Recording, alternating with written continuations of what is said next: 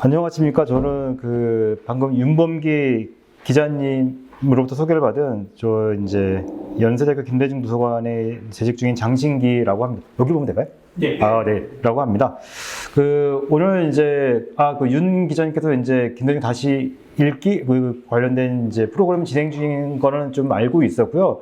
또 이제 어쨌든 항상 저희 책이 나올 때마다 이렇게 좋은 기회를 좀 갖게 해주신 거에 대해서 이제 먼저 인사 말씀을 좀 꼭 한번 드리고 싶어서 먼저 감사 말씀을 드리도록 하겠고, 이제 어쨌든 이렇게 좀 직접 와주시기도 하시고, 또 이렇게 온라인상으로서나 직접 지금 보시거나 나중에 또 이렇게 또 이제 시청하신 분이 좀 이제 계실 수도 있을 것 같은데, 이제 저에 대한 소개는 이 정도로 이제 좀 정리를 하고, 바로 책에 대한 내용을 먼저 그냥 사실 저에 대한 궁금한 거 사실 제가 유명인도 아니기 때문에 있을 수는 없을 것 같고, 책에 대한 내용을 좀 설명드리는 걸로 해서 자연스럽게 진행하도록 하겠습니다.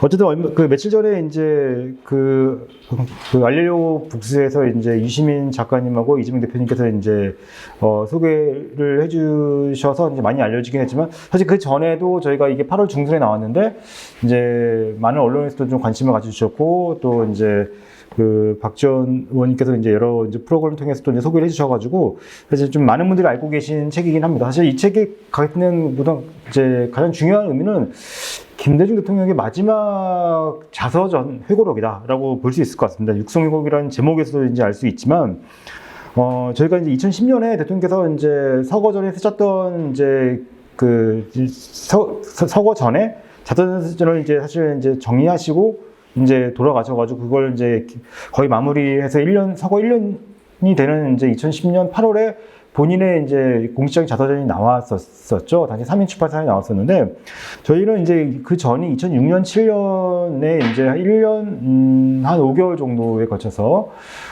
김대중 대통령의 이제 구술 인터뷰 동영상, 구술 인터뷰를 이제 동영상으로 이렇게 이제 촬영하고, 기록하는 일을 수행을 해왔었습니다. 그래서 원래 이제 저희 이제 김대중 도서관이 하는 이제 사료 사업, 그러니까 사료를 이제 생산하고 또 이제 수집 관리하는 여러 이제 업무 중에 하나로서 이제 했던 거였는데, 사실 이 구술 기록이라는 것은 이제 특정 인물이 생존했을 때만 이 자료 생산이 가능하다는 특징이 좀 있어요. 그래서 만약에 돌아가시면 사실 이제 그런 기록들을 남길 수가 없는 거기 때문에 저희가 이제 2005년부터 사업을 시작하면서 사실 이제 구술 동영상 기록을 그때만 하더라도 사실 저희 기관이 되게 선도적인 입장이었습니다. 지금은 조금은 이제 많이 이제 자료를 생산하는 기관들이 이제 좀 이제 진행을 하면서 이제 자료 역사적인 기록을 남기는 하나의 주요한 방법으로서 이제 이렇게 조금 이제 확산되긴 했었지만, 저희 때는 사실 굉장히 생소한 일이었고, 거기에 사실 저희가 한 120여 분 정도 지금도 진행하고 있었지만 했던 분 중에 가장 중요한 인물이 이제 김대중 대통령, 그 다음에 이호 여사님, 그 다음에 이미 돌아가신 강원준 목사님, 여러 분들 많습니다. 그래서 그런 분들을 저희가 해서 자료를 갖고 있는데요. 이제 김대중 대통령의 이제 40일에 시간으로 한 42시간 한 35분 정도의 기록을 남겼어요. 그때 이제 저는 이제 그 당시 이제 한창 이제 초짜 연구하는 이제 인력으로서 대통령에 관련된 자료들을 이제 질문지를 다 당시 확인할 수 있는 기록들을 다 이제 정리해가지고 본인에게 이제 직접 질문을 해서 본인은 미리 이제 질문지를 받으시고 준비하셔서 평균 이제 1회에 1시간 한 10분 정도씩 이제 꾸준히 기록을 남기셨는데, 사실 대통령께서 본인은 이게 본인의 마지막 본인 생애를 이제 증언하는 마지막 기록이라는 생각으로 임하셨고, 그래서 굉장히 진중하시면서도, 물론 특유의 유머나 여러 가지 이런 것들은 참 영상에도 그대로 살아있고, 또 그 연세, 그 당시가 82, 3세여서, 사실 지금 미국의 대통령께서는 이제 그 연세에 사실은 이제 고령이라는 어떤 여러 가지 좀 이제 리스크로 인해서 이제 출마도 못하셨지만, 이미 그 당시 김대중 대통령께서는 이제 투석으로 인해서 이제 사실 전반적인 신체적인 기능은 굉장히 저하된 상태였지만, 기억력이나 이런 것들은 굉장히 뚜렷하셨고, 또 본인이 하셨던 여러 가지 이런 어떤 사실관계에 대한 이런 것들도 굉장히 정확하게, 또 중요한 거는 이제 그걸 또 이렇게 공부를 하셔가지고 오셔서 이제 증거를 남겨주셨기 때문에 굉장히 좋은 기록을 저희가 남길 수가 있었습니다. 남길 수가 있었는데, 사실 그러면 그동안 저희가 뭐 했냐? 왜 지금 이 책을 내느냐? 이런 얘기를 사실 나올 수도 있을 것 같아요. 사실 저희가 뭐 여러 좀 이제 그 어려운 뭐 이제 좀 여건 속에서 많은 일들을 좀 나름대로 하다 보니까 이 기록을 좀 이제 정리하는 데서 상당히 조금 이제 그 좀 어려움이 있었고, 그전에는 뭐 이제 연보라든지 뭐 전집이라든지 많은 굵직굵직한 일들을 저희가 먼저 좀 필요하다 싶은 것들을 좀 해왔습니다. 그래서 사실 이 책도 언젠가는 이 기록을 남겨야겠다는 생각을 저희가 한켠으로, 특히 저는 이제 이 작업을 40일에 걸쳐서 할 때 모든 회차에 다 들어갔고, 또 질문지 작성도 제가 사실 거의 다 했고, 심지어는 한 12회 정도는 제가 직접 모시고, 그러니까 직접 이제 여러분이 같이 배석했으면 제가 직접 인터뷰를 진행도 하는 아주 뭐 특별한 뭐 행운이자 영광도 누리게 됐던 그런 이제 기억이 나는데요. 있기 때문에 이제 그 상당히 좀 이제 그런 책임감도 느끼고 또 이제 의미를 갖고 있는 이제 컨텐츠였는데, 이제 한길사의 이제 김원호 사장님께서 이 저희 관련된 내용을 좀 이제 들으시고 이걸 좀 책을 내면 좋겠다는 말씀을 하셔서, 사실 저희는 처음에 엄두가 좀 안 났습니다. 왜냐면 이 내용이 이게 사실은 그 이제 특히 윤 기자님께서는 워낙 이제 현역 이제 그 기자님으로서 많이 활동하셨기 때문에 아시겠지만, 이 인터뷰를 한 거를 그대로 사실은 이게 그 텍스트를 그대로 풀어서 뭔가 딱 이게 하려고 하면 굉장히 좀 낯설기도 하고 좀 안 맞는 것도 많아요. 사실 더군다나 이게 또 책으로 이런 상품으로 맞춰서 내야 되기 때문에 그냥 일반 자료집을 해서 그냥 어떤 양에 구애받지 않고 그냥 온라인에 올린다 이렇게 생각하면 좀 더 부담이 적을 수가 있는데, 사실관계를 확인해야 될 부분도 있고, 또 이제 이게 대통령께서 워낙 논리적이고 사실 이제 말씀 자체가 거의 하나의 이제 완결된 기사라고 이제 한참 그 활동하실 때는 이제 그런 그 언론계 속설이 있을 정도로 워낙 뭐 탁월하신 어떤 언변을 갖고 계신 분이긴 하시지만, 이거는 사실은 이제 전생에 걸친 내용을, 그러니까 이제 본인의 어떤 생애의 끄트머리에서 마지막 자리에서 이제 회고하시면서 또 기록을 끌어내시는 이런 형태로 했기 때문에 어떨 때는 굉장히 이게 종으로 횡으로 막 솔직히 이게 이제 특정 이런 어떤 미국이라는 주제를 얘기하시다 보면 이제 옛날 뭐 세방 때부터 뭐 그다음에 이제 본인이 겪으셨던 것들을 일하셨던 것들 중간중간 섞여 있는 이런 것들 많기 때문에 사실은 이게 정리해서 이게 되게 유기적인 어떤 통일성 있는 책을 낸다는 게 상당히 좀 어려운 작업이어서, 그 사실 저도 막연하게 어려웠다는 느낌은 이제 전 직접 했기 때문에 했었지만, 막상 어쨌든 이제 제가 이제 이걸 맡아서 이제 정리를 해야 된다는 이제 그 정리를 해야 되는 상황이었지만 상당히 좀 어려운 면이 있었는데, 하면서도 되게 그 보람이 있었고, 그 제가 좋았던 게 뭐냐면, 대통령께서 이제 그 이미 이제 제가 돌아가신 14년, 15년 될 때 이거를 저도 이제 전문을 나본 거는 사실 이때가 처음이었던 것 같아요. 그전에는 중간중간 저희가 어떤 특정 사건이 있었을 때, 어떤 사고가 있었을 때는 이제 부분을 따가지고 저희가 이제 정리해가지고 공개한 적은 있었습니다. 부분적으로 뭐 1분, 2분 이런 식으로 2, 3분 이런 식으로 있었지만, 이 전체 통으로 42시간, 30분 되는 전체를 그러니까 하나의 이런 이제 그 완결된 텍스트를 만들기 위해서 저희가 접근을 해본 적은 없었기 때문에 상당히 좀 그 어려운 일이기도 했었지만 또 의미가 있었던 거는, 아, 이분이 이런 어떤 이제 메시지를 남기고 싶어서 이 말씀을 하셨구나 라는 생각을 저는 어쨌든 진행했기 때문에 그 표정과 함께 기억나는 부분들이 있어서 한편으로 되게 가슴 뭉클한 면도 있고, 또 좀 뭐랄까 되게 조금 그 보람은 말할 것도 없이 있었지만, 아, 이런 그 대정치인이 이런 이제 말년에 그리고 이제 본인의 어떤 말이나 이런 것들이 역사가 된다는 걸 아시면서 남기신 건데, 그 남기는 의미가 무엇일까라는 것들을 다시 한번 좀 깊게 생각을 하게 되면서 이 책을 이제 이 텍스트를 이제 정리하게 되는 일을 이제 해서 상당히 좀 한 5, 6개월 정도 동안 좀 되게 좀 많은 일들을 했었지만, 이렇게 좀 이제 그 좋은 어떤 책을 낼 수 있게 되어서 저 사실 개인적으로 굉장히 큰 이제 보람도 느끼고 이제 좀 이렇게 행복감도 느끼기도 합니다. 느끼게 하는데요. 어쨌든 이 책의 특징은 이제 먼저 몇 가지 말씀을 드리면, 우선은 이게 이제 구술이라 아까 말씀드렸던 건 저희 구술을 했다고 말씀드렸잖아요. 그러니까 구술 자료의 특징은 뭐냐면, 우선 이분이 그러니까 생존에 있는 인물만이 얘기할 수 있는 기억, 어떤 사실들을 먼저 팩트 파인딩을 하겠다는 목적이 좀 있어요. 그러니까 뭐냐면, 예를 들면 지금 윤 기자님만 아는 사안이 있다. 근데 이분이 어떻게 여기서 사건이냐면 집요하게 그분에게 물을 수밖에 없어요. 다른 분들은 얘기 못하기 때문에. 또 이게 문헌에 있는 어떤 사실로서 드러나지 않는 것들은 사실 그분에게만 물을 수밖에 없는 것들이 있고, 근데 이게 김대중 대통령 그런 것들이 특히 과거의 그러니까 먼 역사, 그러니까 본인을 봤을 때는 오래전의 역사에서는 굉장히 많이 있었어요. 그러니까 특히 이제 그게 왜 그렇게 되냐면, 김 대통령의 그런 이제 젊었을 때라든지, 그 다음에 이제 이런 그 어떤 망명 때 이런 좀 여러 공적인 기록이 남기기 힘든 어떤 시절에 대한 내용들이 일정 부분은 되게 역사적일 수도 있긴 한데, 사실은 이제 군사 독재 정권들이 만들어 놓은 자료에 많이 그게 나와 있어요. 왜냐면 이 사람들이 그 목적은 물론 이거는 김대중이라는 인물을 그러니까 뭐 선양하기 위해서, 잘 알리기 위한 홍보하기 목적은 전혀 아니죠. 이건 아닌데, 의미하고 뭐 하려고 하기 위해서 그 자료들을 계속 이제 막 그 가공도 하고 뭐 취합도 하고 하긴 한 건데, 그 내 일정적인 또 팩트가로 보일 수 있는 부분들이 사실 좀 있어요. 그래서 했기 때문에 저희가 그런 것들을 갖고 대통령 생전에 이걸 이때 확인하지 안 된다는 생각으로 사실은 굉장히 초반에 그런 자료들을 진짜 그 뭐라 할까요? 그러니까 정말 가감 없이 나름은 저희들은 학자적인 어떤 마인드로 그러니까 좀 덜하고 했었지만, 한편으로는 좀 그러니까 좀 어떻게 보면 좀 속된 말로 치면 좀 겁 없이, 진짜 겁대갈 없이 뭐 이렇게 한 적이 있어요. 사실 이게 저희가 그러니까 사실은 학문적인 접근을 했기 때문에 가능했다는 생각이 들어요. 왜냐면 이게 만약에 언론사였다, 아니면은 정치인이 어떤 관계된 뭐 사람이 이제 어떤 뭐 그런 자료를 받아가지고 홍보용 책을 내려고 했다면 사실 그런 질문을 못했을 거예요. 왜냐면 되게 불쾌해 보일 수도 있는 거에다가, 한편으로는 되게 그러니까 이 음해성으로 보이는 자료들에 대한 그 어떤 이제 검증 없이 함부로 질문을 해?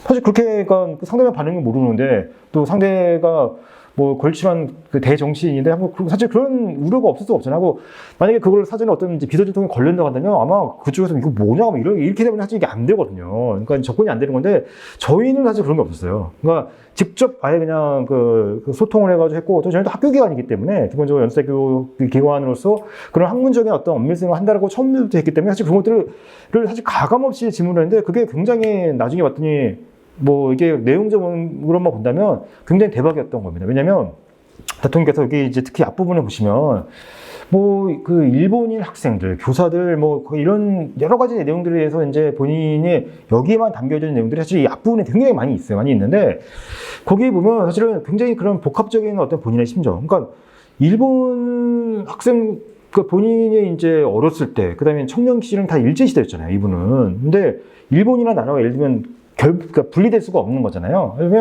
그러면은 이제 단순히 사실 이분은 나중에 납치 사건 무죄해가지고 납치 테러 사건, 그다음에 사형 선고도 다 사실 일본과 연관된 문제로 본인이 어떤 그 당시 또래 갖고 있는, 사실 지금도 저희 때도 많은 분들 그러지만 일본에 갖고 있는 어떤 반일 민족주의적인 성향, 일본에 대한 반감, 이런 거는 말할 것도 없이 본인은 개인적인 피해 자체도 어마어마하게 많았던 분이에요. 근데 그렇지만 그런 거와 쫙 그 무관하게 그대 시절 자체를 굉장히 어떻게 보면 객관적이면서도 되게 그 뭐랄까요, 좀 되게 복합적이라고 할까, 이런 기억을 통해서 이제 그러니까 재현하시는 걸 보면서 한편으로는 이 놀라운 균형 감각과 함께, 한편으로는 이제 이런 기록을 그분이 이런 말씀을 하시면, 한편으로는 이분이 7회8회 욕을 먹지는 않겠지만, 일본에 대해 상당히 생각보다 우호적인 감정도 있으시네? 라는 거에 어떻게 보면 사실은 좀 꺼려할 수도 있을 수 있어요. 이분의 정치적 지지세라든지 이런 거 보면. 그렇지만 그런 것들에 대해서는 전혀 개의치 않으신 거죠. 그래서 이 앞부분에 보면, 그러니까 일본인 선생님들에게 감화받은, 그렇다고 물론 이분이 무조건 일본에 대해 옹호하지만 않으세요. 되게 차별받는 이야기. 그래서 모든 폭력과 관련된 것들은 사실 그 일제시대에 있었던 여러 가지 이제 그런 일상화된 그런 그 이제 생활 자체가 거의 이제 태평양 전쟁 말기였기 때문에, 이분이 겪었던 사실 전쟁이라는 것은, 전쟁의 위기라는 것은 사실 한국 전쟁이 아니고, 그러니까 일본식으로 봐서는 대동아 전쟁, 우리로 치면 그러니까 이제 태평양 전쟁, 제2차 세계대전을 사실 경험하신 거죠. 뭐 그런 거더라고요, 생각해보니까. 그러니까 왜냐면 이분은 징병을 끌려갔을 뻔하다가 원래는 24년생인데 25년 12월 3일생으로 이게 바꾼 거 자체가 이 아버지의 기지로 인해서 빨리 당겨봤자 이미 봤더니 다 끌려가더라. 일본이 그러니까 상태가 안 좋아가지고, 나이가 많은 사람들은 그러니까 이제 뭐 나이가 많다 해가지고 안 끌려가는 게 아니고 오히려 늦춰야 된다. 어린 걸 해야지만 그나마 덜 늦게 끌려가고, 뭐 그게 뭔가 좀 보지 않겠냐 이런 것 때문에 사실 늦춘 거였거든요. 늦춰가지고 그러니까 했던 거였는데, 그래서 그나마 제가 알기로 3기로 원래는 1기였을 거예요, 대상이. 1기 된 건데 3기로 하셔가지고 해서 이제 그게 사실 원래 올해 말인가 이때 끌려갈 대상이었다가 8월에 하셔가지고 이제 안 끌려가셨잖아요. 그래서 이제 했던 건데, 사실 그러니까 그런 어떤 전쟁에 대한 기억서부터 이런 것들이 쭉 이제 이제 이어지면서 그런 부분들이 이제 나중에 해방 이후, 그 다음에 한국 전쟁, 까지 쭉 이게 연결되는 이런 역사의 소용돌이 속에서 이분의 어떤 본인의 생각이나 어떤 이제 이런 이제 사회적 의식들이 어떻게 개인적인 어떤 이런 그 뭐랄까요 경험과 판단 속에서 이렇게 이게 영향을 받고 또 본인이 아직 그 당시는 이제 정치적인 어떤 거물은 아니었기 때문에 영향을 줄 수 있는 상황은 아니지만 의식들이 형성되는 것들이 굉장히 여기에 되게 농밀하게 잘 묘사가 되어 있어요. 그래서 여기를 보면 이게 결국은 이게 말의 힘이구나. 그러니까 물론 저는 이제 책임 편집자로서 이 책의 전체적인 입문을 이제 사실 굉장히 많은 입문을 했습니다. 그건 맞습니다. 맞긴 맞는데 그렇지만 본인이 말씀하신 이런 것들은 그대로 살리면서 이게 정리를 한 거기 때문에 그분의 숨결이 이런 것들은 그대로 살아있는 게 맞고 내용 자체는 그대로 반영되어 있는 거거든요. 그래서 이런 걸 보면서 이게 결국은 보통 제가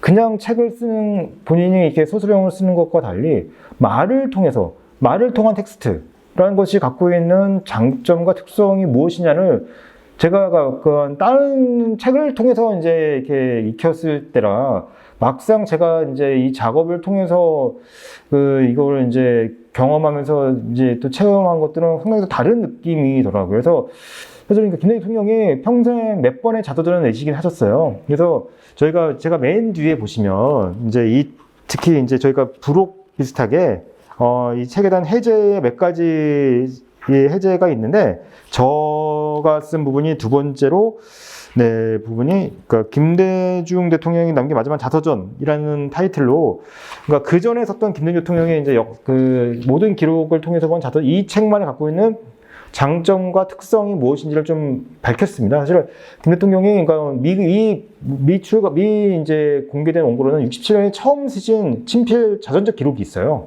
원고들을 쓰신 게 있는데 거기서부터 이제 해가지고 그 뒤에 이제 73년 일본에서 냈던 최초의 자서전 독재의 나이트징이라는 일본에서 이제 광화당이라는 출판사에 나왔던 건데 그게 이제 한국에서는 85년에 이제 행문봉화는 양심이라는 책으로 나온 그런 게 있습니다. 이제 그게 이제 본인이 출간된 최초의 자서전이 되고 그들은 90년대 중반부터 이제 책이 좀 나왔었는데 사실은 이제 그때 나왔던 책들은 물론 이제 본인이 이제 그 시점을 좀 정리하는 차원에서 좀 공을 들이시고 당연히 이분이 이렇게 허투루 하시는 분은 아니기 때문에 했었지만 완결된 모든 본인의 삶을 완전 정리할 수 있는 시점은 당연히 아니었죠. 그때 현역 활동하실 때였고 93년 4년 때는 이제 4년 5년 때는 아태재단 이사장으로 조금 그나마 이제 현재 정치에는 조금 거리 두긴 했었지만 그래도 그랬고 그다음에 이제 97년 대선제를 한번 책이 또 나온 게 있고 그다음에 이제 결정이 나온 게 사실은 이제 2010년에 3인에서 나왔던 본인 생의 마지막 대선전을 해가지고 했던 건 사실 그 책인 거고 그래서 거기는 굉장히 뭐랄까요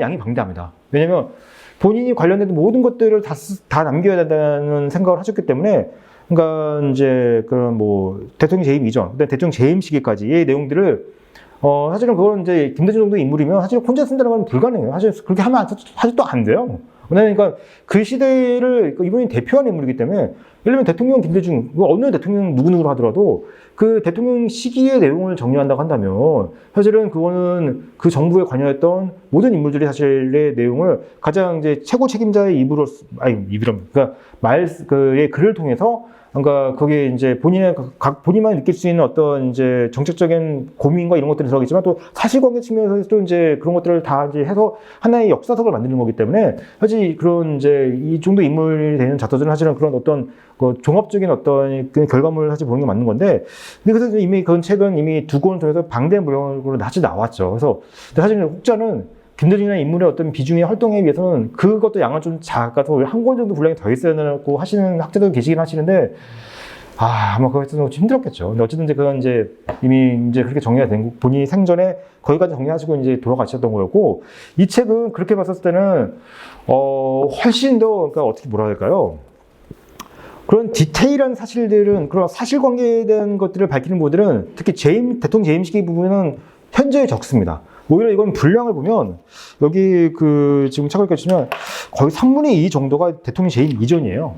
3분의 2 정도가 저희가 왜 그러냐면 사실은 그렇게 해서 저희가 대통령께서 고령이신데 그때가 이미 투석을 받으실 때였어요. 일주일에 한 번 더 받으셨었나? 아니 일주일에 한 번이 아니라 일주일에 3번 정도. 나중에 4번까지 받지는 모르겠는데 저희도 투석을 일정상 투석을 원래 안 받으신 날을 했었지만 한두 번인가 몇 번 정도는 투석하시고 난 다음에 하셨던 적도 저도 있었던 걸 기억을 하는데, 확실히 투석을 받고 나오시고 나면은 그 컨디션이 안 좋으세요. 표정도 굉장히 얼굴이 좀 부어있고, 사실 보면서 저도 참, 뭐랄까, 되게 좀 마음이 편치 않았던 기억이 나긴 나는데, 그렇지만 이제 어쨌든 그렇게 어려운 여건에서 시간을 내셔서 하셨던 거기 때문에, 그러니까 최대한 그 이분만이 얘기할 수 있는 제2미전. 그러니까 옛날에 누구랑은 왜 그러셨어요? 이런 것들은 이분만이 얘기할 수 있는, 이미 많은 부분, 대부분 돌아가셨고 하기 때문에 그런 것들에 다시 초점을 맞춰가지고, 그래서 야당사, 그 다음에 어떤 사회운동사, 그러니까 이제 특히 망명 때 여러 가지 쟁점들이 사실 좀 있어요. 이게 지금 이제 뭐 이분들 관련된 것들이 워낙 일이 많아가지고 그런 것들은 이제 나중에 학문적 차원에서 이제 연구가 많이 이루어지긴 하겠지만, 그런 것들은 사실 저희가 굉장히 집요하게 많이 질문해서 이때 그 뭐 어떤 뭐 이제 일본의 어떤 이제 당시 운동가들의 어떤 갈등, 미국 운동가들의 갈등, 이런 것들의 것들 뭐 라든지 이분만 얘기할 수 있는 것들을 제가 사실 기록을 많이 남겼습니다. 하고 또 이제 주요 인물들에 대한 평, 뭐 이런 것까지 해가지고, 그래서 했고, 대통령 재임 시기는 저희가 그때 생각은 뭐였냐면, 이거는 대통령 아니어도 증언할 수 분이 많이 계시다. 사실 그렇긴 하죠. 그러니까 물론 대통령으로서의 이제 그 본인만이 말씀하실 수 있는 고뇌의 측면들이 있고, 사실 그런 것들은 그것도 다행히 여기 많이 담겼어요. 그래서 예를 들면 저는 사실 되게 놀랐던 게, 이분이 그러니까 뭐 평생의 고난 극복의 역사라고 할 수 있어요. 개인적 고난뿐만 아니라 그러니까 그 개인의 어떤 역사와 우리의 삶을 위한 어떤 공적인 어떤 역사적인 어떤 무게를 스스로 감당하면서 그거를 개척해 나오는 어떤 하나의 인물로서의 그런 것들을 본인 스스로가 그거를 이제 하는 그 체화시키면서 그 역경을 돌파해 나고자 하는 그런 어떤 역사적인 리더로서, 공적인 인물로서의 그런 어떤 고난 극복 역사가 또 함축에 두 개가 다 있는 거잖아요. 그래서 그런 거고, 이고 평생 수많은 논쟁과, 그러니까 이분이 사실은, 그러니까 뭐 대중 연설도 말할 것도 없고, 토론부터 해서 사실은, 그러니까 이분은 언변으로는 제가 봤을 때는 뭐 과거에도 말할 것도 없이 역대, 그러니까 전무후무한 이제 사실 분이신데, 수많은 논쟁과 토론과 해서 이 회담도 하셨을 거, 이렇게 해서 했던 것 볼 텐데, 아니 2002년 2월 부시 대통령과의 그런 회담에서 부시를 설득시킨 것이 본인의 가장 성공적인 기억이라고 말씀하신 분들은 저는 사실 굉장히 의외였었어요. 여기에 이제 그대로 있거든요.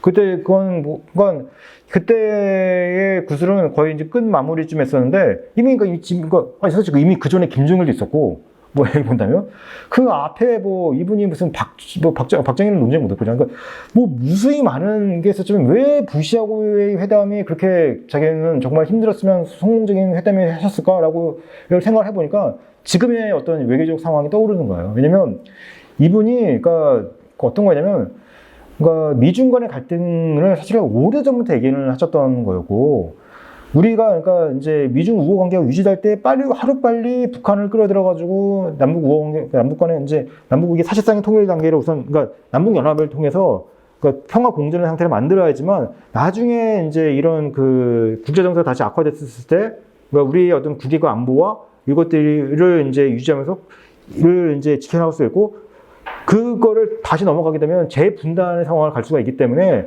이때를 놓치면 안 된다라고 하신, 굉장히 이분이 90년대 중반부터 강박적으로 말씀하신 것들이 떠오르는 거예요. 그래서 이런 거죠. 왜냐면 2000년에 부시가 되는 바람에, 이게 2001년 디스맨 발언 이후로 이게 급진전됐던 그 남북관계, 북미관계가 이게 굉장히 교착 상태에 빠졌었잖아요. 하다가 2002년도에 그런 이제 부시를 설득시키면서, 이게 2002년도에 다시 이제 이게 부시는 그러니까 대통령이 진짜 그러니까 상당히 이해하고 입장 변화를 한 건 맞아요. 근데 물론 네오콘이 꽉 쥐고 있었기 때문에 그게 전면적으로 가지 못하고 2002년에는, 그래서 그러니까 계속 이제 그런 유동적인 흐름에서 이제 김대중은 뭐 고위직에서 손잡고 고위직 북한을 가게끔 하고 여러 가지 이제 창조적인 외교를 전개시키면서 어떻게든 본인 임기 안에, 그 다음에 이제 이런 그 평화공존의 틀을 해놓으려고 했던 거였기 때문에 부시와의 그 회담을 그렇게 중시하셨던 거라는 생각이 드는 거였었어요. 하고 이분이 이제 회고하셨을 때가 2006년, 7년 때였었잖아요. 그때면 언제였냐면 이미 9.11 공동성명이 있고, 2006년에 이제 직후에도 이제 그 BD 사태라고 이제 방콕델타 아시아 그 문제로 이 이제 9.19 공동성명이 이행이 안 되면서, 그게 이제 부시가 이제 2006년 10월 가을에 이제 그 중간선거 지면서, 그때부터 이제 다시 이제 네오콘이 후퇴하고, 그러면서 이제 다시 이제 북미 간 관계 회의가 조금 진전되고 이런 되게 뭔가 이게 뭔가 될 듯 하다가 꺾이고 이런 시점이었었거든요. 그래서 김대중 대통령은 그러니까 이 본인이 그러니까 이게 그러니까 미국과 중국은 계속 이제 상승하고 있고 미국 내에서 계속 중국 견제로는 이미 그러니까 클린턴 때부터 있었던 거고 그러니까 계속 그걸 진정시키면서 북미 대화를 끌어들이고 미국이 중국에 대한 어떤 이제 그 대결 정책이나 이런 거 가기 전에 계속 이제 본인이 할 수 있는 범위 내에서는 미국의 대중 정책의 어떤 그런 그러니까 이제 그런 대결주의적인 정책을 가지 못하게끔 클린턴 같은 경우 설득하고 뭐 미국에 있는 뭐 헤리티지 재단이 본인이 갖고 있는 인맥을 통해서 계속 그런 말씀하셨던 거거든요. 그러니까 중국이 그러니까 양쪽의 길을 갈 수 있는데 미국의 정책에 따라 달라질 수 있으니까 압박하면 하지 말고 끌어들이면 이제 결국은 이제 경제 개방하고 하면 어쨌든 이런 식의 계속 했던 게 결국은 중국을 보려고 했던 것도 있었지만 궁극적으로는 북한을 보려고 했던 거였거든요. 그래서 이렇게 통해서 계속 이제 이 우리 남북한의 문제, 동북아 문제, 동아시아 문제를 어떻게든 본인이 해결하려고 했기 때문에 부시어야 되면 그렇게 중시하였다는 생각이 드는 거예요. 그러니까 그래서 이분이 하셨을 때가 2006년, 7년 이때였거든요. 근데 본인이 이제 하시다가 나중에 2009년 그 노 대통령 서거에 그렇게 막 그 뭐 거의 뭐 진짜 피투하시는 심정치를 말씀하셨던 사실 이유는 이미 그 전에 이제 2008년 말부터 이제 육자회담에 이제 쫑나버렸잖아요. 하고 난 다음에 오바마에 대해서 굉장히 실망하셨던 거였어요. 그러니까 빨리 북한이 더 이제 그 질주하기 전에 해가지고 해야 되는데 아니 그 부통령은 바이든이고 클린턴 힐러리 국무장관이 그래서 뭔가 좀 할 수 있는데 뭐 본인은 이렇게 전략 진단해가지고 이게 뭐 이렇게 북한을 거의 방치하듯이 하고 있으니까 본인이 굉장히 애타쳤던 상황이었고 국내적으로는 그런 이제 냉전적인 기조를 어떻게든 유지시켜가지고 그 MB 정권이 그렇게 가려고 하니까 거기에 이제 노무현 대통령과 손잡고 뭐가 해보려고 했는데 노태우 갑자기 이게 서고하시고 하니까 본인은 이제 본인 몸은 이제 이렇게 그 늙으시고 몸도 병확하신데 한쪽 몸 무너질 거라고 말씀하신 이유는 사실 그런 배경이 있는 거였거든요. 그래서 결국은 이제 그걸 못 하시고 이제 돌아가셨던 거였는데 그래서 이제 이런 걸 보면 여기 결국은 이제 이 끝부분이 사실은 재임 임기 말까지에 대한 내용을 했기 때문에 사실 부시어에 대한 부시어의 정상에 대한 어떤 내용 부분 그다음 물론 뒤에 내용 좀 있긴 하지만 그렇게 해서 책은 정리가 되긴 합니다. 하는데 그래서 이게 이제 그 전체적으로 보면 대통령께서 이제 이 요구는 그러니까 이 말씀하셨을 때의 뉘앙스가 있고 또 이제 느낌이 있기 때문에 그러니까 본인이 하셨을 때이기 때문에 다른 일반 이 책으로 원래 하나의 자서전을 책을 내겠다라고 하는 거와 달리 그런 생동감과 그다음에 그 말씀하셨을 때 어떤 그런 이제 배경 이런 것들에 대한 어떤 좀 그걸 조금 감안해서 읽으면 훨씬 더 이해가 좀 깊어지는 면이 사실 좀 있어서 그러니까 이게 결국은 그러니까 진짜 구술 자료를 통한 책을 내는 거에 의미가 있는 거구나 하고 또 한 가지 좀 이제 연관시켜서 말씀을 드려보면 이런 것도 있습니다. 그러니까 사실 대부분의 인물들은 그러니까 이 정도의 거물급 정치들은 그냥 본인이 몇 가지 얘기를 쭉 하시면은 작가들이 그냥 쓰시는 거죠. 근데 이분은 이제 본인이 항상 그러니까 뭐 나중에 연락 하셔가지고 확인하시고 이런 작업을 하셨지만 이거는 애시당초 진짜 완결된 거의 말씀으로 이렇게 남기신 거예요. 42시간 30분 저희가 실제로 원고지 분량으로는 매차 5,000년, 6,000년인가 어마어마하게 많은 분량이었어요. 근데 그거를 이제 중복된 거는 잘라내고 그다음에 또 여러 가지 이제 해서 이제 또 비슷한 내용들을 사실 통합을 많이 해서 이런 거예요. 미국과 한 애가 미국도 있었잖아요. 그다음에 야당의 그러니까 정치의 덕목에 대해 말씀하세요. 외교가 중요하다. 뭐 몇 가지 중요한 덕목들은 대통령께서 예를 들면 10회에도 말씀하시다가 17회에 예를 들면 한 예로 이럴 때 말씀을 또 하실 때가 있어요. 그러니까 그거는 그러니까 본인이 이제 그렇게 중요하시다는 건데 그때 저희가 여기다가 이건 곱하기 3입니다 이럴 수는 없는 거잖아요. 그러니까 여기다 쓰고 여기 중요하다 이럴 수는 없는 건데 그런 것들은 사실 그러니까 사실 덜어낸 거죠. 하고 거기에 비슷한 내용의 것들은 통합해가지고 그 부분을 만들어야 이런 걸 했기 때문에 많은 부분들을 정리하는 작업 자체 필요했던 것 같긴 한데 그만큼 그러니까 이제 뭐 저는 이제 제가 정리기다 어떻게 알겠지만 몇 가지 사실관계에 대한 내용을 빼놓고 특히 뒤에 그러니까 덕목과 관련된 영역들이 있어서는 사실 대통령께서 이게 보통 이건 하나만 말씀하신 게 아니라 여러 번 말씀하시는 내용이다. 그래서 그러니까 정치인 외교가 중요하다 말씀하신 것들은 정말 한 대여섯 번 하셨으려나 했을 것 같고 뭐 이제 그 정치가로서의 어떤 책임윤리 그다음에 그러니까 뭐 정당성에 대한 말씀 이런 것들 전반적인 내용들은 다 이제 여러 번 말씀하신 내용들이 이렇게 포함이 되어 있어서. 들은 그만큼 이제 강조를 하셨다. 다만 이제 그거는 이제 뭐 정리한 정하지만 여기 책에 여기 저희가 딱 옆에다 뭐 주석으로 이건 뭐 10번 몇 번 이러지는 않았지만 어쨌든 그런 것들 통해서 이분이 이제 참 그 80대 이때가 이제 만으로 지금 82세 3세였죠. 이 그 노년의 타치를 좀 이제 그 추석을 하시면서 건강도 이렇게 썩 좋지 않으신 상황에서도 남기시려고 했던 어떤 그런 그 유언 같은 말씀. 이라는 사실 생각이 들어요. 그래서 저는 이 책이, 한편으로는 앞에 나왔던 책의 자서전은 사실은, 그러니까, 어떻게 보면은, 연구하는 사람들. 그러니까, 그 다음에 그 시대를 좀 더 꼼꼼하게 보시겠다는 분들한테는 사실 되게 좋은 책일 수밖에 없습니다. 사실 이건 그냥 모범적인 텍스트이고, 지금까지 이미 그렇게 이제 오랜 기간, 그 책은 굉장히 많이 팔렸어요. 이렇게 때문에 했던 건데요. 이 책은 그거에 비해서는 훨씬 더 이분의 어떤 주요 생각, 그 다음에 그 삶의 이야기를 본인의 어떤 그런 그 말의 패턴으로 진짜 할아버지가 옆에서 이게 얘기하시는 것처럼 이렇게 그런 그 톤으로 쭉 구성이 되어 있거든요. 그래서 특히 이제 앞식의 여러 가지 좀 이제 그런 이제 비하인드 스토리와 관련된 내용들에 대한 것들, 특히 저는 참 그 인상 깊게 봤던 건 구절이 참 많이 있는데 특히 앞부분에 얘기가 많은데 뭐 전쟁 때 한국 전쟁 때 이분이 그러니까 서울에서 그러니까 사실은 인민군 취하의 서울의 기록을 남긴 게 많이 있나요?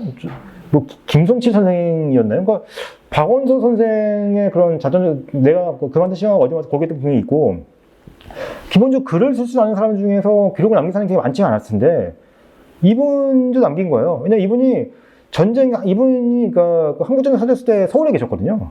미수금 받으려고. 그러니까 이제 그 사업 관련된 그러니까 이제 그걸 받으려고 서울에 왔다가 전쟁 터지는 얘기를 준 건데 그 전쟁 터졌을 때 상황에 대한 묘사가 그 박원서 선생의 그만둔 시간 거기에도 나와 있는 걸 아주 유사해요. 왜냐면 아무도 그러니까 이런 그 이제 우리는 다 당연히 뭐 일상 그 당시 충돌이 많았기 때문에 큰 일이 아닌 줄 알았고 뭐 이제 인민군이 갑자기 이렇게 내려올지 몰랐다 이런 거 깜짝 놀랐다는 거죠. 하고 뭐 그 당시 이제 방송에 대한 내용들. 뭐 안심하라 뭐 이런 거지 여기서 그래도 못하고 있어서 그래서 뭐 해가지고 했는데 갑자기 어느 날 갔더니 뭐 인민군 내려오고 뭐 그다음 인민재판 해가지고 뭐 사람 끌고 가지고 두고 이런 것들이 여기 다 묘사가 되어 있거든요. 하고 이제 도보로 이제 마포로 마포나루로 넘겨가셨나? 그건 도광하신 거 그다음에 도보로 이제 쭉 그 목포까지 내려가셨을 때 저쪽 충청도 서쪽으로 쭉 그래서 뭐 장항 이런 게 이제 그런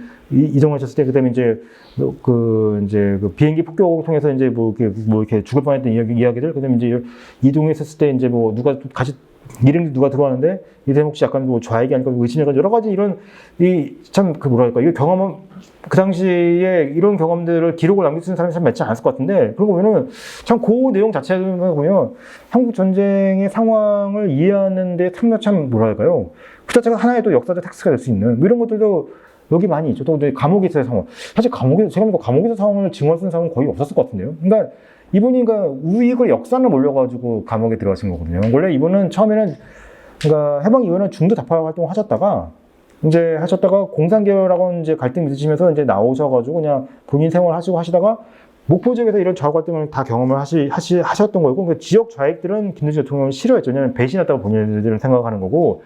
그래서 이제 이게 이제 그 낙동강 종료되면서 이제 공산국이 내려오니까 지역 좌익들이 이제 나와가지고 본인들이 이제 지배한 세상이 되니까 이제 그 김대중 대통령이 내려오면서 뭐 이렇게 해가지고 이제 쟤는 우리를 배신한 사람들 이렇게 해가지고 이제 끌려가가지고 이제 그렇게 되는 과정이 또 있는데 거기에도 좀 이제 재밌다기보다 그 뭐랄까 조금 볼 수 있는 것들이 저도 뭐 사역을 했지만 역사도 좀 이제 관련된 분야를 공부했다 해서 이제 기억이 나는데 당시 이제 그 전쟁 때 좌우 양쪽에 다 학살들이 많았는데 거기에 이제 실제로 그런 되게 미시적인 사건들을 분석해 보면, 그러니까 이념적인 것도 있지만 되게 개인적인 감정이나 이런 것들, 예를 들면 그게 어떤 계급적인 이유가 있든, 아니면 사적인 이유가 있든, 이런 것들을 사적 보복 성격에 개입되는 게 굉장히 많다는 거 하더라고요. 그러니까 그런 몇 가지 케이스를 분석해서 어떤 이제 집안과 집안 사이의 갈등, 이런 것들이 전쟁의 상황 등 폭력을 일상화시킬 수 있고 합리화시킬 수 있는 어떤 상황이 됐어요. 그것들을 그대로 발현시켜가지고 어떤 그런 보복 심리를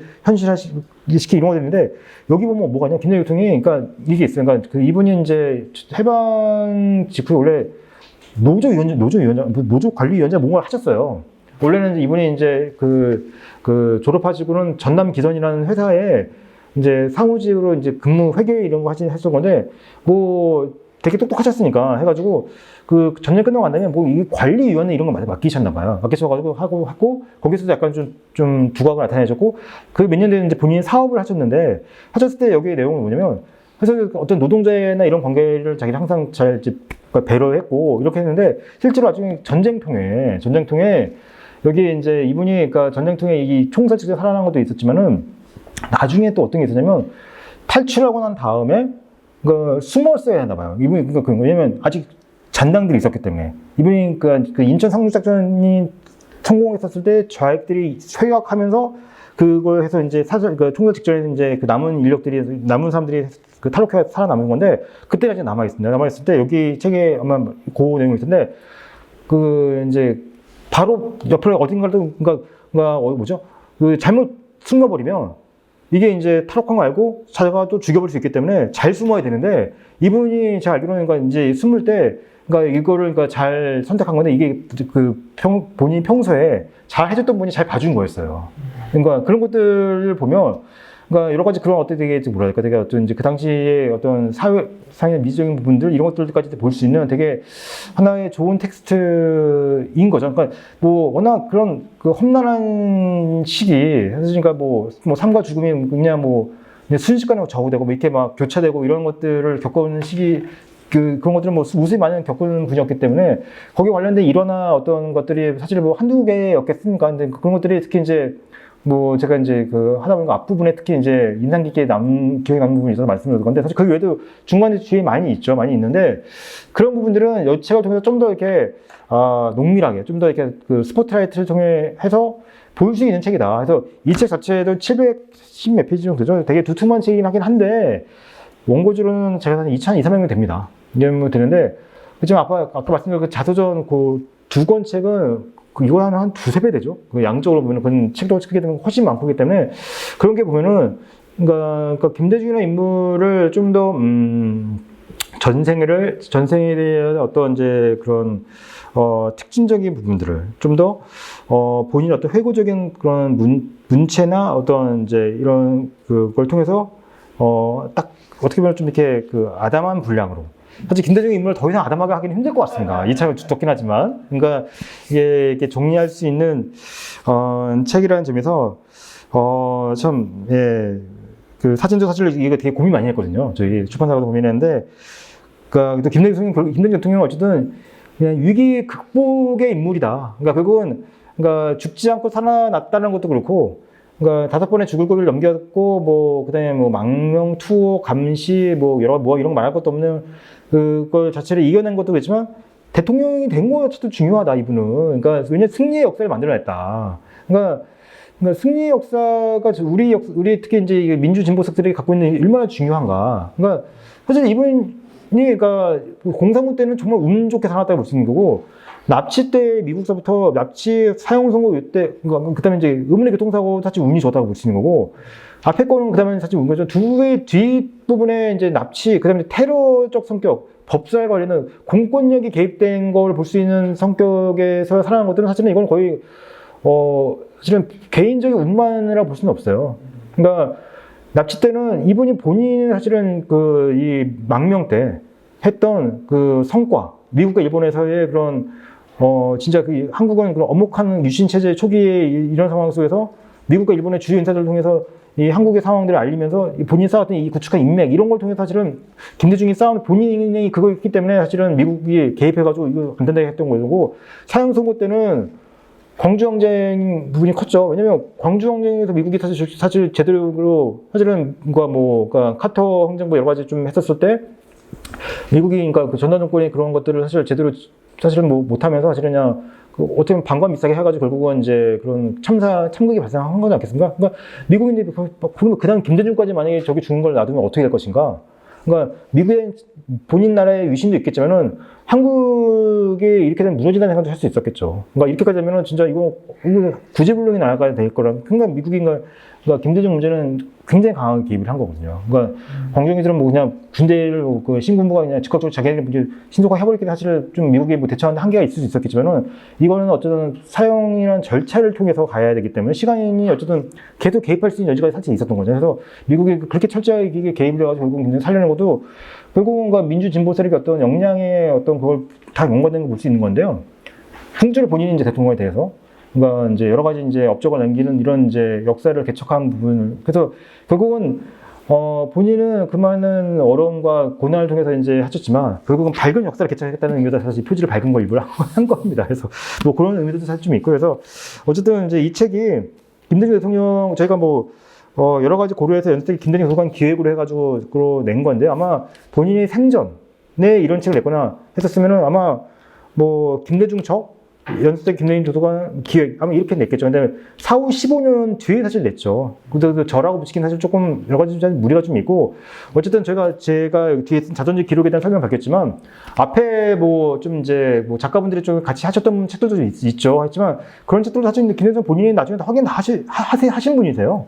이분 뭐 저희도 이제 퇴임 때 몇 가지 뭐 그 이제 제가 뭐 그 자료 같은 거 했었을 때도 했으면 그 연세에도 다 밑줄 빨간색 해가지고 이건 이렇게 해주세요 이러신 분이거든요. 그러니까 활동에서 본인 자서전은 오죽했겠습니까? 그렇기 때문에 한 건데 이거는 사실 이제 제가 주로 정리해가지고 그냥 그대로 확정한 거죠. 대통령 본인이 확인할 방법이 없기 때문에 뭐 내용은 제가 그 말씀 있는 자료가 있는 거지만 그래도 그 본인의 이름으로 딱 저라고 하기까지는 조금 부담되는 면이 있어서 그냥 저희 기획을 한 겁니다. 어쨌든 이제 뭐 그런 성격이 있다는 말씀을 좀 드리겠고, 사실 뭐 김대중 저라고 해도 무방합니다. 사실은 이제 서거 15년이 됐기 때문에 사전에 이제 그런 저희 해서 해서 뭐 김대중 뭐 저희가 같이 정리했다 뭐 이렇게 해도 뭐 문재인 회고로 그렇지 않나요?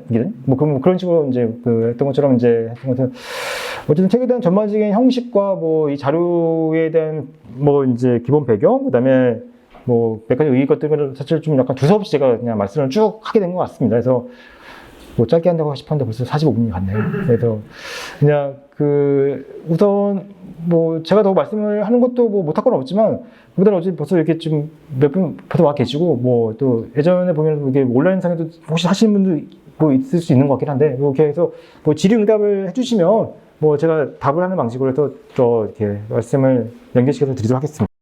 그 자서전은 이제 이것뿐만 아니라 모든 다른 이제 저희가 뭐 저희 도서관도 여러 가지 기초 그 당시 완성도 연보는 아니었지만 그 기초 자료 같은 걸 다 하고 또 대통령께서 이제 이거 외에도 그러니까 수시로 그분 찾아뵙고 대통령께서 그거는 아마 그 음성 그런 거 안 남겠어요. 그러니까 뵙고 해가지고 이러면 어르신 의견이 모여서 이런 식으로 해가지고 더 그러니까 많은 것들을 한 거였어요. 해가지고 이제 뭐 확인한 것도 있고 그 다음에 그 외에 대통령께서 쓰신 이제 그러니까 저술된 책들도 있죠. 네, 그다음에 이제 저희도 이제 그 도서관 사업을 하면서 여러 가지 자료 같은 거 수집하고 이런 것들을 해서 그런 것들 다 이제 소스로 들어가지고 해서 이제 종합적으로 그걸 하신 거였기 때문에 뭐 이제 단순히 그러니까 이제 보통 일반적 정치인들이 자서전 쓴다고 사실은 이제 일반적으로 그냥 본인이 구술을 좀 하시고 뭐 그걸 기초로 해가지고 살을 붙이고 이렇게 되는 경우가 일반적이잖아요. 그거는 전혀 다릅니다. 그래도 김 대통령께서 굉장히 노력 많이 하셨습니다.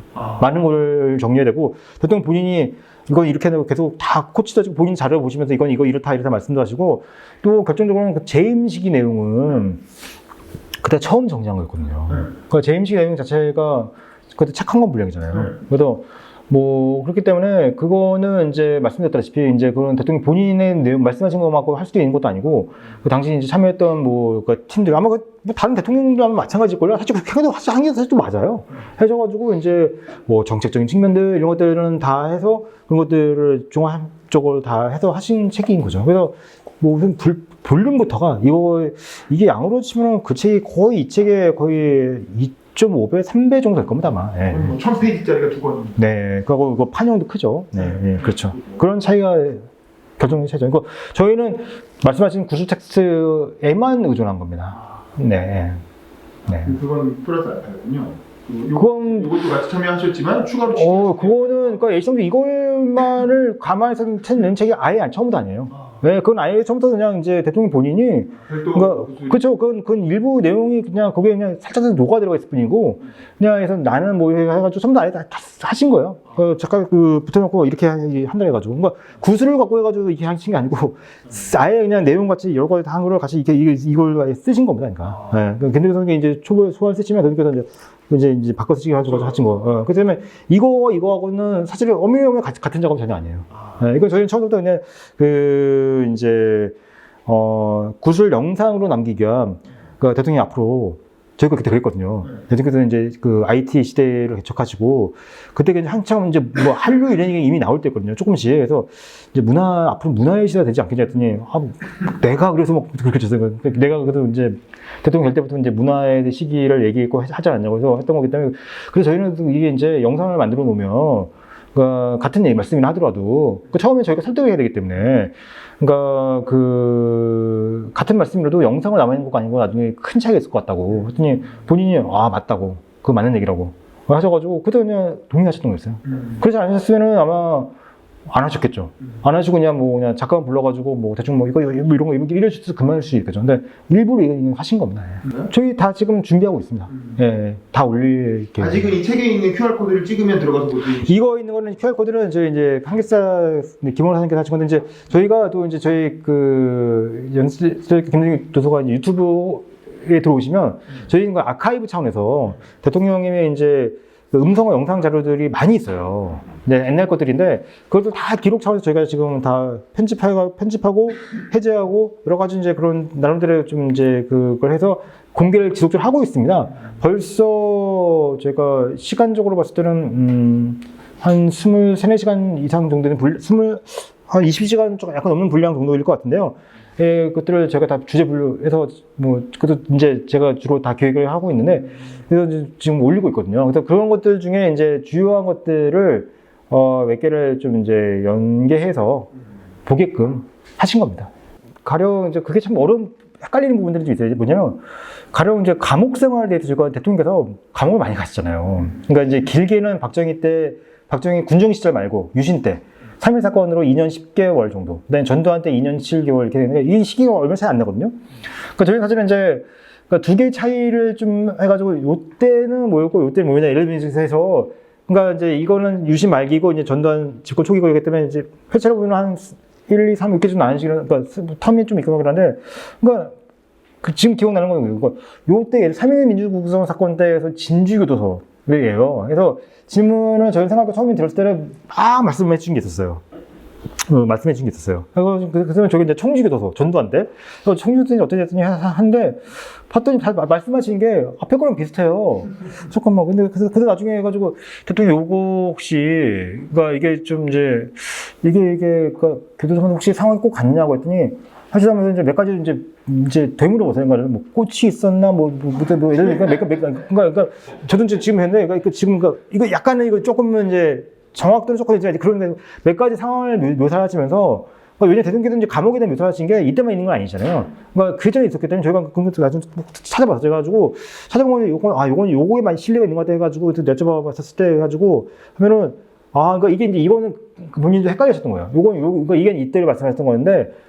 사실 이제 그거 대통령 그 기용이 한계로 할 수가 없는 게 77, 거의 40년 그죠? 40년 전의 일과 38년 전에 있는 감옥의 기억을 거의 비슷한 시기에 이걸 사실 그 1, 2년 사이에 연관의 일을 요때고 사실 지금 생각해보면 그 당시 생각하면 저희 질문이 오버했던 거긴 했죠. 근데 예를 몇 가지 특성이 있냐면 거미에 대한 이런 게 있어요. 그거 나중에 그게 주룽지가 장점이 있을 때 그걸 되게 해가지고 했더니 그거가 아마 진주교도 했을 거예요. 그러니까 그런 건데 근데 다만 말씀드린 것처럼 그게 어느 그 텍스트에 있다 하더라도 이게 영상은 없으면 또 이게 말씀하신 게 그게 있으면 사실 더 생동감이 있잖아요. 그래서 그런 것들이 이제 사실은 이제 저희는 목적이었던 거고 그래서 그런 부분들은 저희 여기 텍스트에 그러니까 이제 정리돼가지고 제가 할 때 이제 그건 잘 이제 확인 작업 거쳐가지고 했던 게 있고 아까 말씀하신 것들은 이제 어떤 이제 그러니까 우선은 처음에는 당연히 그러니까 제가 나중에 전집하더라도 이분은 워낙 이게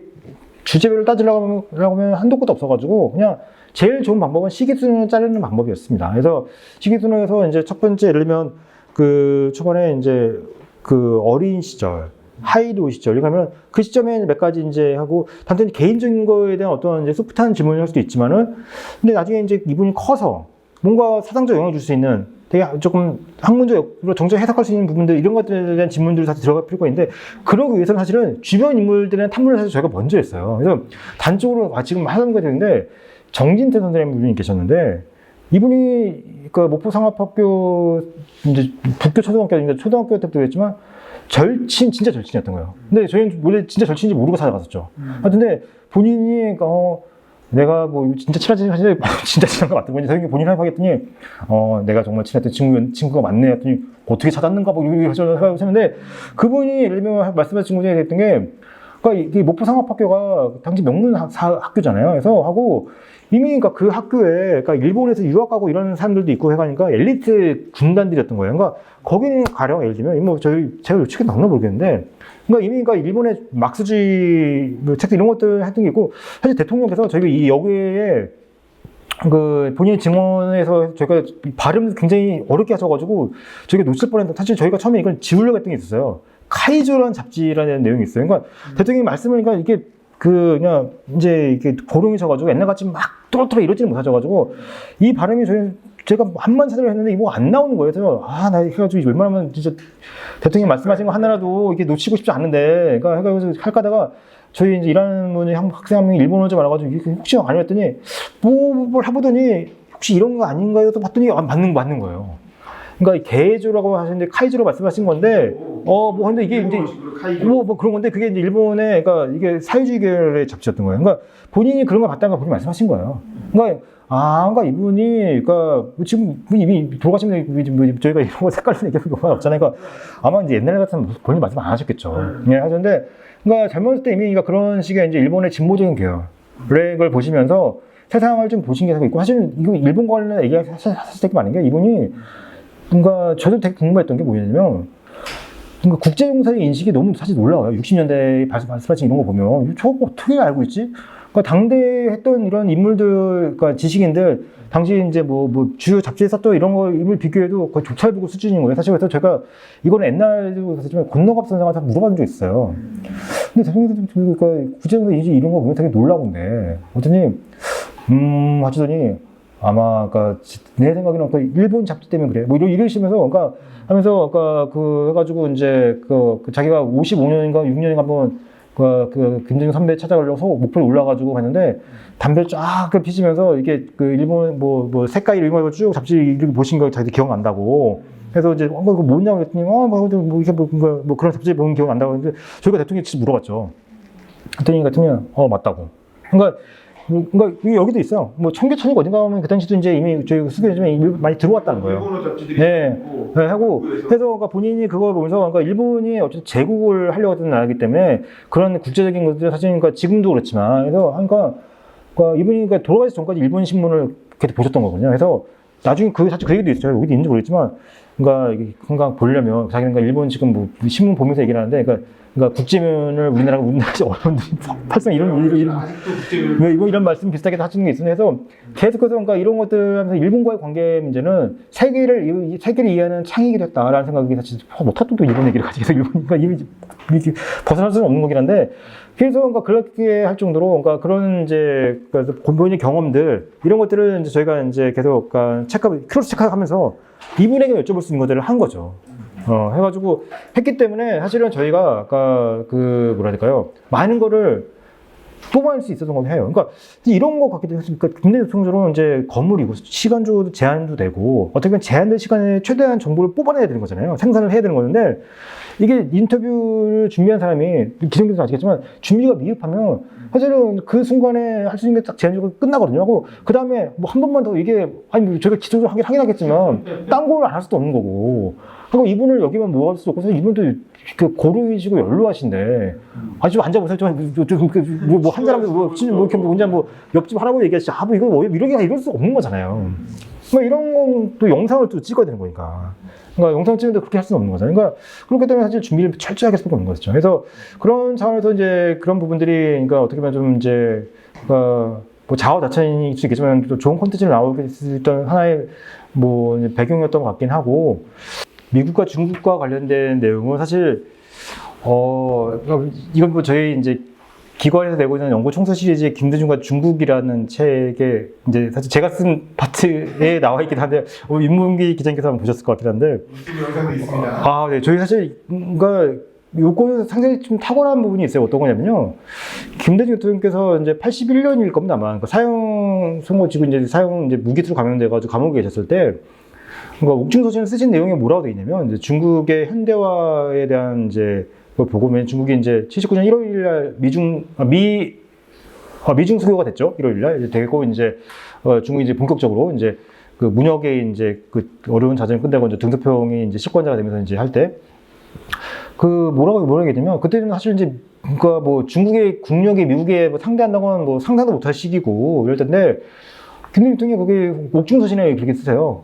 그러니까 중국의 지금 그러니까 이제 그러니까 뭐 표현을 제가 좀 외우는 건 아니지만 내용은 뭐냐면, 중국이 지금 저렇게 하고 있는 거는 궁극적으로 이제 다음 이제 좀 그다음 뭐 얼마 시간이 지나도 중국이 이제 경제적으로 성공하게 되면 당시에 소련이 있었으니까 그러니까 소련과 미국의 어떤 이제 버금가는 어떤 중화대국이 되려고 하는 그런 그게 이제 중국 민족의 어떤 그런 속성상 중화 민족 속성 이제 그렇게 측면에 애견된다 이런 말씀하신 게 있어서 사실 깜짝 놀랐어요. 그러니까 왜냐면 중국에 이제 갖고 있는 지금은 이제 발전을 딱 숨기고 있는 거지만.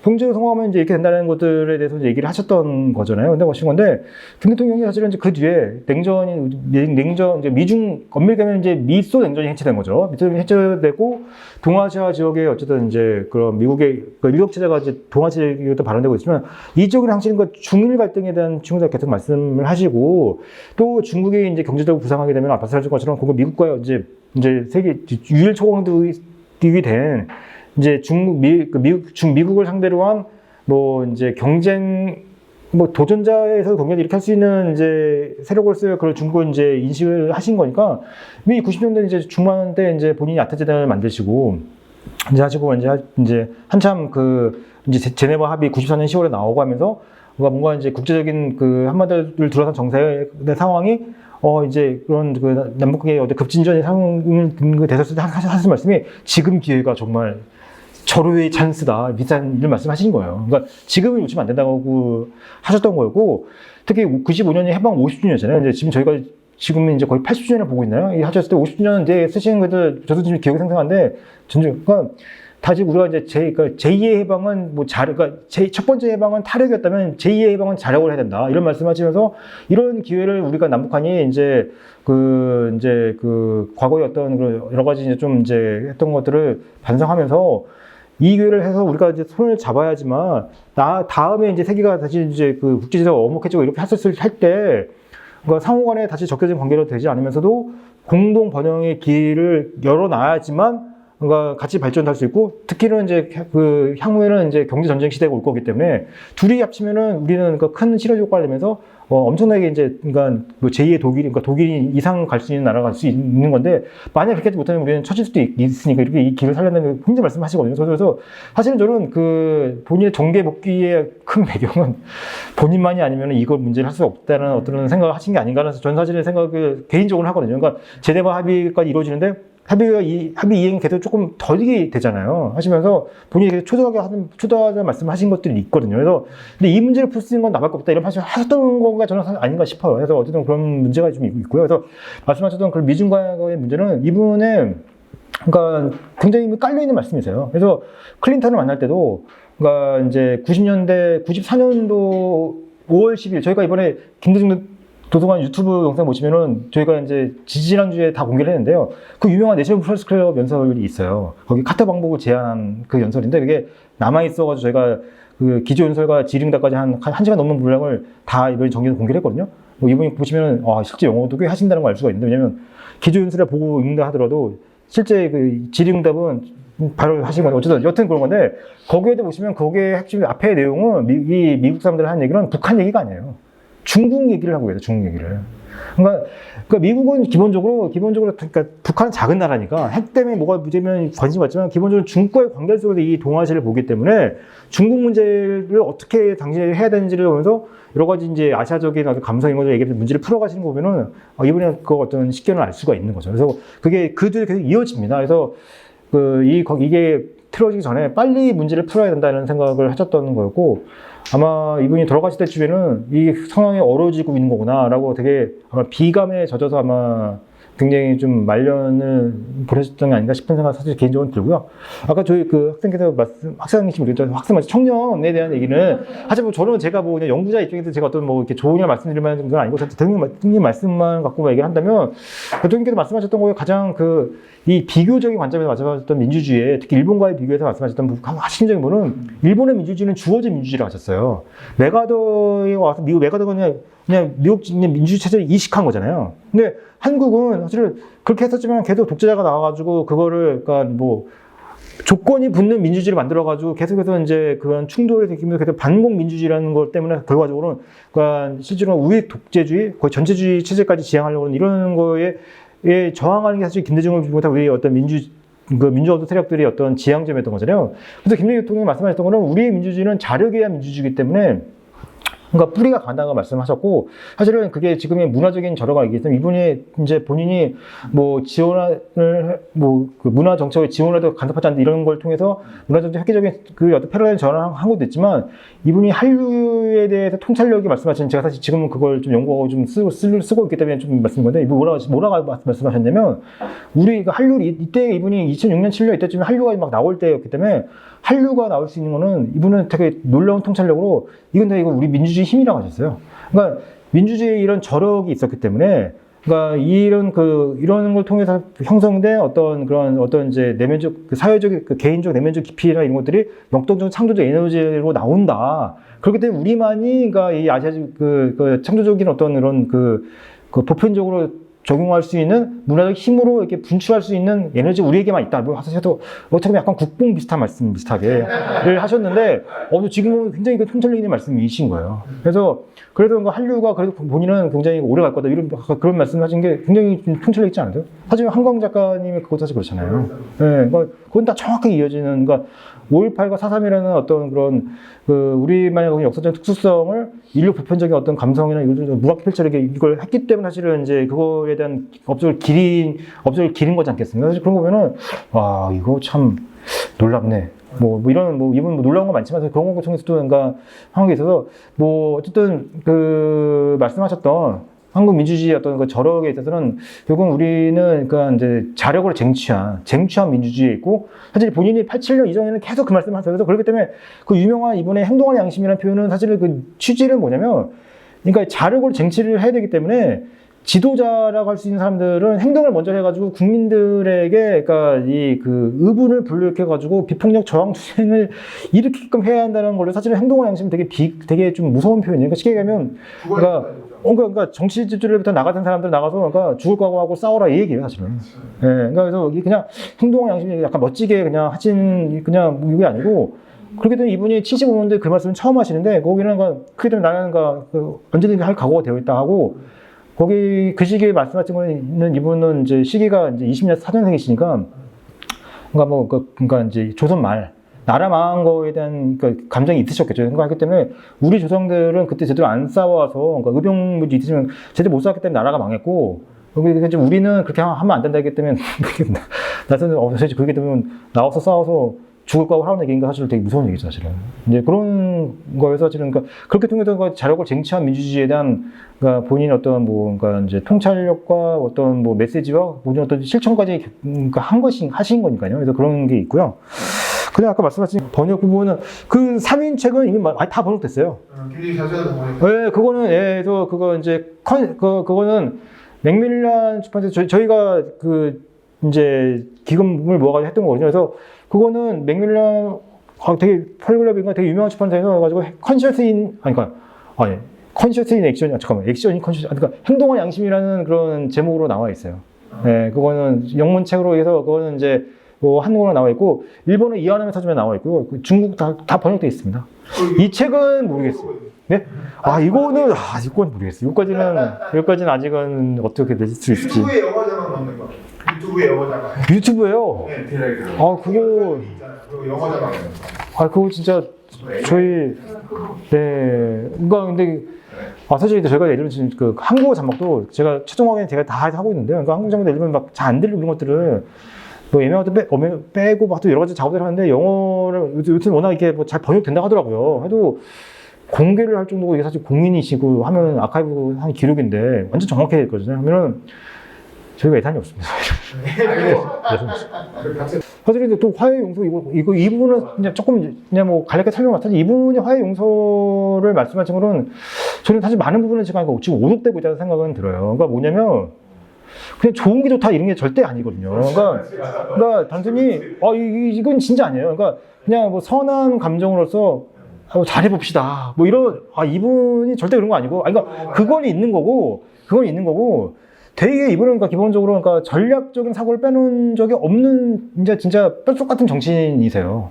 그러니까 그럼 왜 그렇게 말씀하셨을까? 사실 이거는 이분의 궁극적인 그러니까 가장 큰 원대한 비전은 그러니까 이 한 번도 이 동아시아 질서를 다 바꿔야 된다고 사실 생각하신 분이거든요. 그래서 그러니까 우리나라의 민주주의만 보는 게 아니라 그러니까 분단 극복과 평화 체제 극복을 하나를 보는 건데 이게 남북 간의 문제하고 우리끼리 뭐 민족주의적으로 대해서 될 문제도 아니고 이 지역 전체 우리 한반도를 둘러싼 국제관계의 질서 그래서 이 지역 전체를 변화를 시켜야 되기 때문에 그러니까 시켜야지만 우리에게는 결국은 분단도 해소되고 평화도 오고 사실 그런 거 되는 거잖아요. 그러면 민주주의도 같이 이제 더 곤고화가 되는 거고 그럼 거기 화해협력을 이분들 왜 얘기한 거가 간단히 좀 복잡하게 얘기할 것 없이 간단히 얘기하면 전두환이나 박정희가 화해 못하는데 김일성하고 화해를 어떻게 하겠습니까? 간단한 문제잖아요. 일본과도 화해할 필요가 있거든요. 근데 화해를 무조건 그냥 퍼주기식 화해가 아니죠. 오부치 선언을 보면은 철저히 일본의 과거 반성을 전제로 한 거기 때문에 사실 그게 지금 같은 게 아닌 거예요. 그래서 되게 오독을 많이 하고 있는 거죠. 그러니까 뭐 그런 것도 있는 거고 북한하고 악수를 하고 해야 되는데 아니 전두환도 용서 못하 전두환도 용서 못하는데 북한은 김정일을 악수해가지고 우리 뭐 민족 잘못이다 하게 되면 그게 통할 수가 있을까요?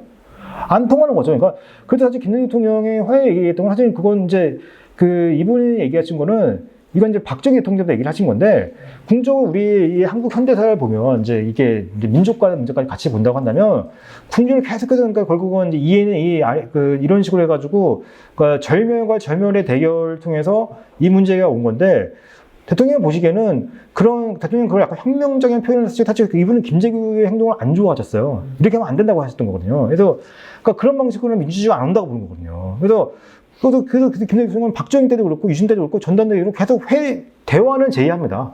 대화를 제기를 해서 당신네들이 그러니까 평화적인 민주화 이행을 하게끔 하고 물러나라고 얘기를 한 건데 그걸 압박을 그냥 독자적 안 하기 때문에 계속해서 민주화 투쟁을 같이 전개해서 최대 연합을 구성하죠.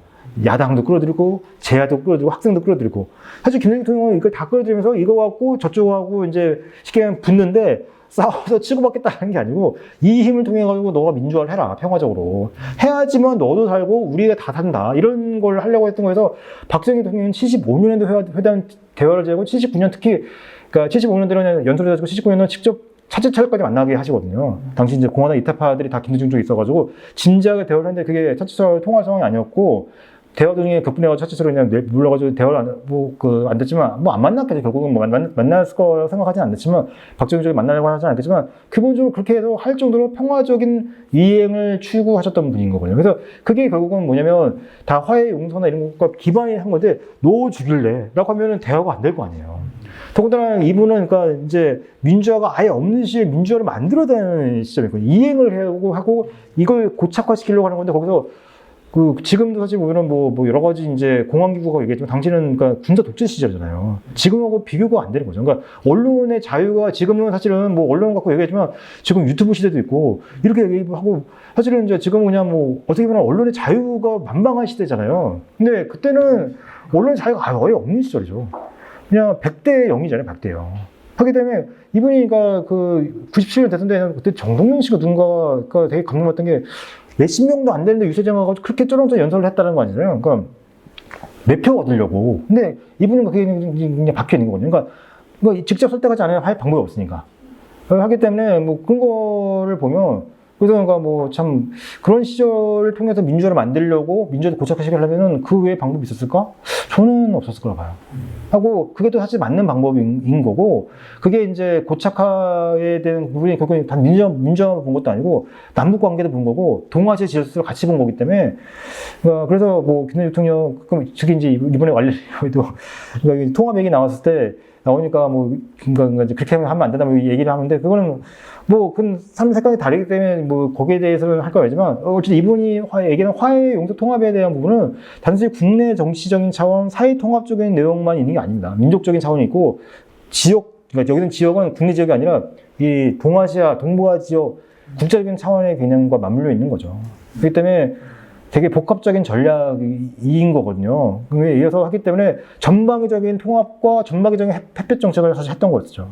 그렇지 않고서는 김정일하고 얘기를 하는데 전두환하고 어떻게 김정일하고도 포용하는데 전두환하고 포용 못한다 말이 안 되죠. 사실 전두환은 본인 아들 그 김홍일 씨는 고문을 못 이겨가지고 자해 시도해가지고 나중에 파키티즘이 심한 걸로 할 정도로 어떻게 보면 진짜 불구자체의 원수죠. 저도 좀 자식이 키우고 있지만 본인을 테러한 것도 있지만 자식이 결과적으로 그렇게 한 것들은 그건 사실 인간적으로 생각하면 사실 하기 힘든 일이라고 저는 생각이 들어서 이분은 진짜 이건 저게 진심이 어떻게 저게 진심까지 갈까? 한편으로 진짜 끝까지 폭파했었을까? 사실 저는 개인적으로 그런 생각까지 들고 저게 어떻게 가능한가 싶은 사실 생각이 들어요. 네, 그러니까 김대중 대통령이 사실 이제 그런 어떤 정치적인 기조나 태도나 이런 부분들은 사실은 이제 그분이 뭐 어떻게 보면 이제 갖고 있는 정치적 자산과 카리스마가 있었기 때문에 가능한 부분이 사실 있었죠. 그러니까 사실은 내가 제일 피해자다 내가 이렇게 하겠다 했었을 때 누가 할 말이 없는 거죠, 사실은. 뭐 그런 거 있겠는데 뭐 이제 그런 어떤 이제 뭐 카리스마적 리더의 시대는 사실은 아닌 거고 지금 어떤 집단적 지성이 훨씬 더 크게 발휘를 하고 해야 해서 좀 더 어떤 리더십의 어떤 창출 양식이나 방식은 과거와 달릴 수밖에 없다는 생각은 들기 때문에 단순히 뭐 김대중 훌륭하다 이런 것만 갖고 얘기할 건 그대로 차용할 수는 없는 것 같고요.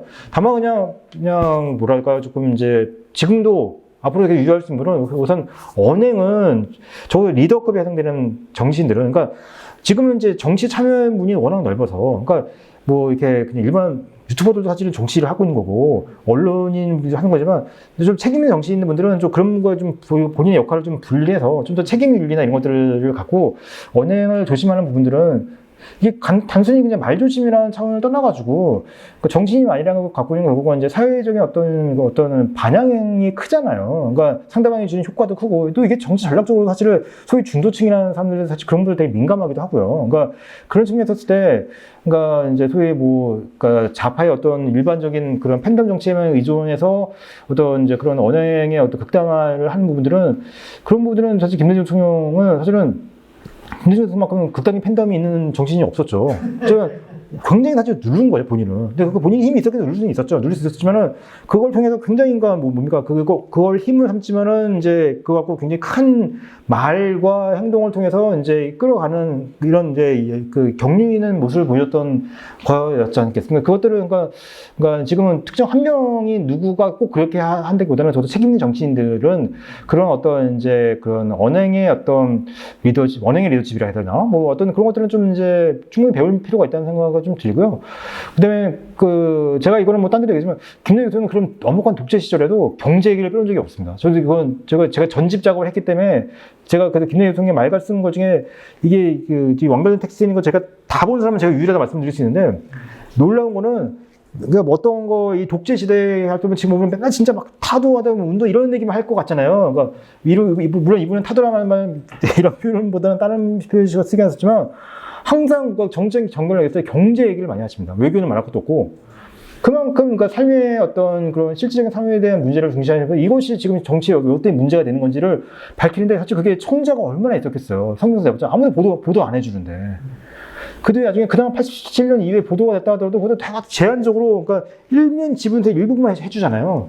그럼에도 불구하고 항상 그런 메시지를 내는 거고요. 그래서 저도 뭐 어려서 김대중 대통령 좋아하겠으면 대중경제 이런 얘기 들어가지고 한번 경제 좀 많이 좀 아시는 건가? 이 정도의 느낌만 있었지 그렇게까지 탁월한 뭐 정책가였는지 사실 몰랐죠.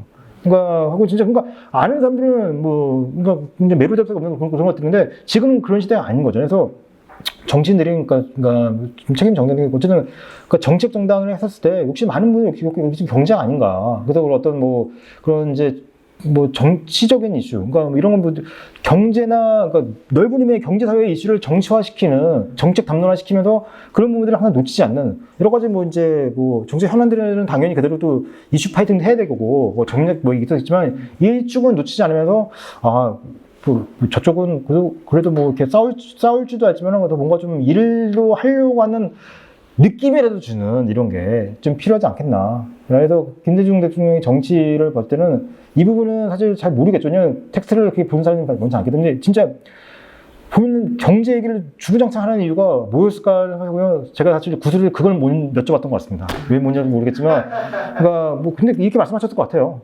예, 뭐 경제가 그만큼 중요하기 때문에. 해서 정치를 이렇게 하셨던 것들은 그게 이제 아무도 못 알아주는 시대도 그렇게 한 건데 지금은 많이 얘기하면 많이 알아주잖아요. 뭐 본인도 유튜브를 많이 해주기도 하고 하니까 그런 것들은 진짜 지금의 뭐 정치인들은 필요하지 않겠나. 그래서 저는 뭐 경제가 왜 보수냐 지금 많이 흔들리긴 했지만 경제도 결국은 진보가 민주진보가 잘했고 훨씬 더 이게 그러니까 고유한 상품으로 하는 게 맞다. 하게끔 노력해야 된다는 생각을 합니다. 그게 이제 지금 현실적인 상황이 필요한 부분이 아닌가 싶은 생각이 듭니다. 네, 네. 감사합니다.